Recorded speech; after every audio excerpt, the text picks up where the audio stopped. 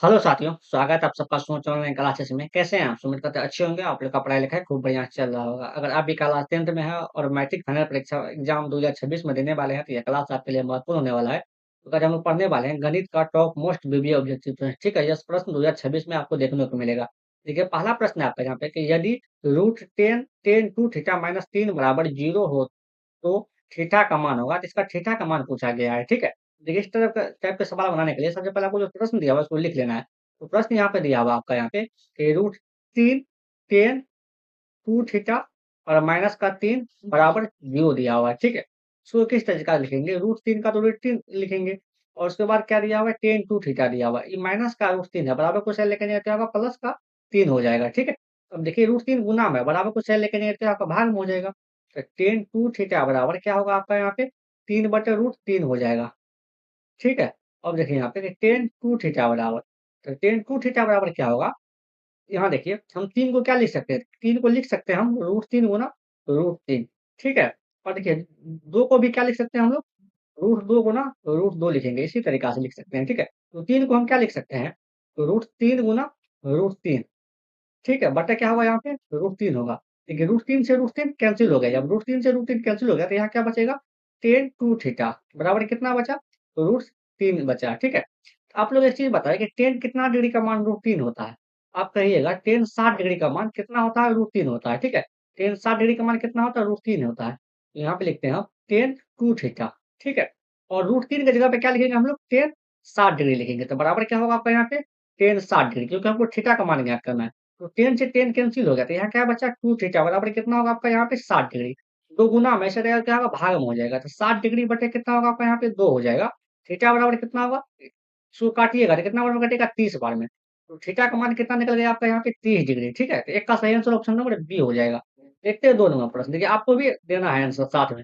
2 का प्रश्न है कि 3, 5, 2, 5, 7, 5, 8, 5 का बहुलक है, सभी में कॉमा लगा हुआ है, इसका बहुलक क्या होगा? देखिए बहुलक क्या होता है? वो ऐसी संख्या जो सबसे अधिक बार रिपीट हो उसे क्या कहते हैं? बहुलक कहते हैं, ठीक है? देखिए आंसर जो होगा इसी ऑप्शन में से कोई एक होगा, तो आपको क्या करना है देखिए, ऑप्शन क्या होगा इसी में से एक होगा, तो ऑप्शन 2 दिया हुआ है ए में। ऑप्शन ए में क्या दिया 2 दिया हुआ है, तो 2 कितना बार दिया हुआ है? 1 बार, इसके सामने में आपको 1 लिख देना है। जैसे ऑप्शन बी में 3 दिया हुआ है, तो 3 इसमें देखना है आपको कितना बार दिया हुआ है, तो मात्र 1 बार दिया हुआ है। 1 लिख देना है इसका सामने में। देखिए ऑप्शन सी में 5 है, तो 5 कितना बार दिया हुआ है? 1 बार, 2 बार, 3 बार और 4 बार दिया हुआ है, तो 4 लिख देते हैं इसके सामने में, ठीक है? और 8 कितना बार दिया है? मात्र 1 बार, इसके सामने में 8 लिख दीजिए। तो बहुलक का परिभाषा होता है वो ऐसी संख्या जो सबसे अधिक बार रिपीट हो उसे क्या कहते हैं? बहुलक कहते हैं। देखिए 5 कितना बार रिपीट होगा? 4 बार, तो यही 5 हो जाएगा इसका बहुलक, ठीक है? तो 2 का सही आंसर ऑप्शन नंबर सी। देखिए क्लास 10th में 3 टाइप का बहुलक होता है, ठीक है? एक टाइप का बहुलक यह भी होता है, आप लोग ध्यान रखिएगा। देखते हैं अगला प्रश्न 3 नंबर प्रश्न। 3 का प्रश्न है कि एक वृत्त का क्षेत्रफल 154 सेंटीमीटर स्क्वायर है, तो इसका व्यास होगा, तो इसका व्यास क्या होगा? देखिए वृत्त का क्षेत्रफल का फ़ॉर्मूला क्या होता है? तो वृत्त का क्षेत्रफल का फ़ॉर्मूला होता है पाई आर स्क्वायर, ठीक है? इसी का मान दिया हुआ है 154 दिया हुआ है इसका मान। तो पाई का मान क्या रखेंगे? 22/7 रखेंगे। गुना क्या होगा यहाँ पे आर स्क्वायर और बराबर 154, ठीक है? तो आर स्क्वायर बराबर कितना होगा? तो बराबर में 154 है। तो 22/7 को इस साइड लेके आएँगे तो क्या होगा यहाँ पे 7/22 हो जाएगा, ठीक है? अगर 22 को काटेंगे 154 में कितना बार में कटेगा? 7 बार में। आर स्क्वायर बराबर कितना होगा? 7 गुना 7 कितना हो जाएगा आपका यहाँ पे 49 हो जाएगा। देखिए स्क्वायर है इस साइड आएगा तो क्या होगा? रूट हो जाएगा। तो आर आर का मान कितना हो जाएगा यहाँ पे रूट का 49 हो जाएगा, ठीक है? और 49 का वर्गमूल कितना होगा? 7 होगा। तो आर का मान कितना निकल गया? आर का मान मतलब त्रिज्या का मान 7 निकल गया। तो हमसे क्या पूछा गया? व्यास पूछा गया। प्रश्न पूछा गया व्यास। व्यास बराबर क्या होता है? 2 गुना त्रिज्या होता है, ठीक है? 2 गुना क्या होता है? त्रिज्या। तो 2 लिखेंगे और गुना त्रिज्या। त्रिज्या का मान कितना है यहाँ पे? देखिए 7। तो 7 लिखेंगे। 7 गुना 2 कितना हो जाएगा आपका यहाँ पे? 54 सेंटीमीटर, ठीक है? तो व्यास कितना होगा आपका यहाँ पे? 54 सेंटीमीटर 14 सेंटीमीटर होगा सॉरी 7 गुना कितना होगा? 14। 3 का सही आंसर ऑप्शन नंबर ए हो जाएगा। देखते हैं 4 का प्रश्न। देखिए 4 का प्रश्न है कि बिंदु 2, 3 की दूरी मूल बिंदु से है। तो मूल बिंदु से किसी वस्तु का दूरी क्या होता है? तो root under X square plus Y square यह फ़ॉर्मूला होता है आपको ध्यान रखना है। मूल बिंदु से किसी निर्देशांक या किसी बिंदु का दूरी क्या होता है? तो root under X square plus Y square. पहला जो मान होता है वह एक्स का होता है और दूसरा जो मान होता है वह किसका होता है? वाई का। तो एक्स का मान यहाँ पे 2 हो गया, 2 का स्क्वायर हो जाएगा, वाई का मान यहाँ क्या हो गया? 3 तो 3 का स्क्वायर हो जाएगा। ठीक है, 2 का स्क्वायर कितना हो जाएगा आपका यहाँ पे 4 और 3 का स्क्वायर कितना हो जाएगा आपका यहाँ पे 9 हो जाएगा। और 9 और 4 को जोड़ेंगे तो कितना होगा आपका यहाँ पे 13 तो इसका सही आंसर क्या होगा आपका 13 हो जाएगा। 4 का सही आंसर ऑप्शन नंबर सी हो जाएगा, ठीक है? देखते हैं अगला प्रश्न 5 का प्रश्न। देखिए 5 नंबर प्रश्न आपका है, समांतर श्रेणी 3, 7, 11 डॉट डॉट का 14वां पद है। तो 14वां पद पूछा गया क्या होगा? ठीक है। देखिए इसमें प्रथम पद कितना दिया हुआ है? प्रथम पद 3 दिया हुआ है। सारवंतर क्या होता है? द्वितीय पद माइनस प्रथम पद। द्वितीय पद कितना है यहाँ पे? 7। तो प्रथम पद कितना है यहाँ पे? 3 है, ठीक है। तो डी का मान कितना होगा? 7 में से 3 घटाइएगा तो 4 होगा और एन का मान कितना निकल जाएगा? यहाँ से 14 दिया हुआ है। तो यही तो पूछा गया है 14वां पद। 14वां पद क्या होगा? तो एनवां पद का फ़ॉर्मूला क्या होता है? एन बराबर A plus N minus 1 into D होता है, ठीक है। ये हमको 14 पद निकालना था, 14वां पद निकालना था। ए का मान, एन का जगह 14 रखेंगे, ए का मान कितना है यहाँ पे? 3, तो 3 लिखेंगे, प्लस एन का मान कितना दिया हुआ है? 14, तो 14 देखेंगे, माइनस 1 तो फ़ॉर्मूले में है और डी का मान कितना है?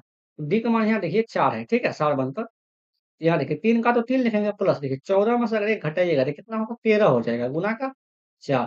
तो 3 प्लस 13 गुना 4 कीजिएगा तो 13 गुना 4 कितना होगा आपका? यहाँ पे 52 होगा और 52 3 कितना हो जाएगा आपका यहाँ पे? 55, ठीक है। तो 14वां पद कितना होगा? 55 हो जाएगा इसका आंसर। तो 5 का सही आंसर ऑप्शन नंबर क्या होगा आपका यहाँ पे? बी हो जाएगा। देखते हैं अगला प्रश्न, 6 नंबर प्रश्न। देखिए अगर आपको यहाँ तक है तो क्लास को लाइक भी करें, अपने दोस्तों को भी शेयर करें, चैनल को जरूर सब्सक्राइब करें इसी तरह क्लास देखने के लिए। 6 का प्रश्न है आपका यहाँ पे कि यदि द्विघात समीकरण एक्स स्क्वायर माइनस का 8x प्लस 5 बराबर 0 के मूल अल्फा एवं बीटा हो तो alpha square plus beta square का मान होगा। तो alpha square plus beta square का मान पूछा गया है, ठीक है। तो द्विघात समीकरण दिया हुआ है, जो दिया हुआ है उसको लिख लेते हैं। प्रश्न दिया हुआ है आपका द्विघात समीकरण एक्स स्क्वायर माइनस का 8x और प्लस का 5, ठीक है, और बराबर 0। तो सबसे पहले क्या करेंगे हम लोग? अल्फा प्लस बीटा का मान निकालेंगे। तो अल्फा प्लस बीटा का मान निकालते हैं। अल्फा प्लस बीटा का मान क्या होता है? फॉर्मूला क्या होता है? माइनस का बी बटा ए होता है, ठीक है। तो बी का मान कितना दिया हुआ है यहाँ पे? माइनस का 8 दिया हुआ है, तो माइनस का 8 लिखेंगे। माइनस तो पहले से फॉर्मूला में और ए का मान क्या होगा यहाँ पे? 1 हो जाएगा क्योंकि एक्स स्क्वायर गुणा होता है। तो इसका मान कितना निकल जाएगा? माइनस माइनस गुना माइनस क्या होगा? प्लस हो जाएगा। 8 बटा 1 और 8 में 1 से भगा देंगे तो 8 हो जाएगा। अल्फा प्लस बीटा का मान यहाँ से कितना निकल गया? 8 निकल गया, ठीक है। और अल्फा इंटू बीटा का मान निकालेंगे। अल्फा इंटू बीटा का मान कितना क्या होता है? फॉर्मूला सी बटा ए होता है। सी का मान कितना है यहाँ पे? 5, तो 5 लिखेंगे और ए का मान कितना हो जाएगा यहाँ पे? 1 और 5 में 1 से भगा देंगे तो 5 हो जाएगा। तो अल्फा इंटू बीटा का मान 5 निकल गया, ठीक है। देखिए हमको ये निकालना क्या है? Alpha square plus beta square. आपको एक फॉर्मूला पता होगा कि अल्फा प्लस बीटा का होल स्क्वायर क्या होता है? सॉरी, ए प्लस बी का होल स्क्वायर क्या होता है? तो ए प्लस बी का होल स्क्वायर होता है A square plus B square plus 2ab, 2a ये फॉर्मूला होता है। इसी तरीके से क्या करेंगे हम? यहाँ अल्फा प्लस बीटा एक जगह पे क्या लिख देते हैं? अल्फा और बी की जगह पे लिखते हैं बीटा। इसका स्क्वायर क्या हो जाएगा? अल्फा स्क्वायर प्लस का बीटा स्क्वायर और प्लस का क्या होगा यहाँ पे? 2 अल्फा बीटा हो जाएगा, ठीक है। देखिए हमको निकालना क्या है? Alpha square plus beta square. तो यहाँ देखिए अल्फा प्लस बीटा का होल स्क्वायर। ये देखिए प्लस में है, इस साइड बराबर कैसे लगेगा? तो माइनस में हो जाएगा। 2 अल्फा बीटा बचेगा। इस साइड क्या बच गया आपका यहाँ पे? Alpha square plus beta square, ठीक है। थोड़ा पेन चेंज कर लेते हैं और आप लोग को दिखाते हैं यहाँ पे। देखिए तो हमको मान निकालना है आपका अल्फा स्क्वायर प्लस का beta square. Alpha square plus beta square और यहाँ देखिए कितना मान निकला है? अल्फा प्लस बीटा का whole square, alpha plus beta का होल स्क्वायर। यहाँ से हम लिख रहे हैं और माइनस का 2 alpha beta. Alpha plus beta का मान कितना है? तो अल्फा प्लस बीटा का मान यहाँ देखिए कितना आया है? अल्फा प्लस बीटा का मान कितना है? 8 आया। तो 8 का क्या हो जाएगा? यहाँ पे स्क्वायर हो जाएगा माइनस 2 गुना अल्फा इंटू बीटा का मान कितना है? यहाँ पे तो 5, तो 5 लिखेंगे, ठीक है।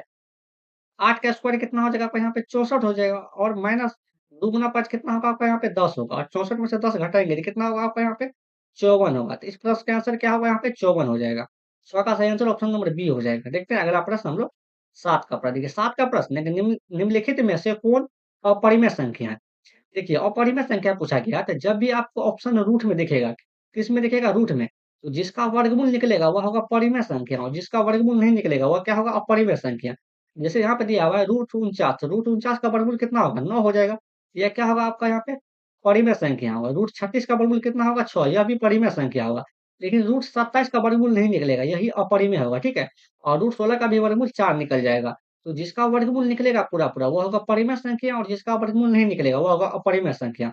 तो 7 का सही आंसर ऑप्शन नंबर सी हो जाएगा। देखते हैं अगला प्रश्न हम लोग 8 नंबर प्रश्न। देखिए 8 का प्रश्न है आपका यहाँ पे कि निम्नलिखित में से कौन अभाज्य संख्या है? अभाज्य संख्या क्या होता है? वैसी संख्या जिसमें एक और स्वयं के अलावा किसी और संख्या से भाग नहीं लेगी, उसे क्या कहते हैं? अभाज्य संख्या कहते हैं। तो यहाँ पे क्या होगा ऑप्शन नंबर बी देखिए, या तो 23 में कौन चीज़ से भागा लगेगा? या तो 1 से लगेगा या 23 से लगेगा।